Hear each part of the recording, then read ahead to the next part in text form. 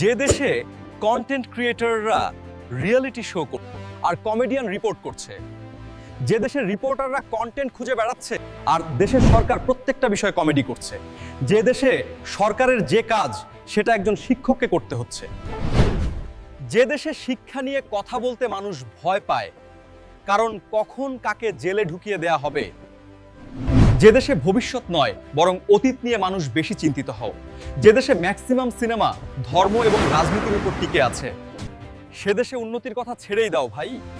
শুধু নিজেদের বদলালে হবে না, নিজেদের চিন্তা ভাবনাকে বদলাতে হবে।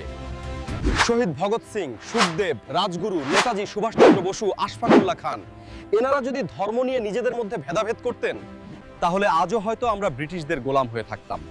আমি দিল থেকে সালাম জানাই সেই সব বীর মায়ের বীর সন্তানদের, যারা এই দেশের জন্য নিজেদের জান দিয়েছিল। জয় ভারত।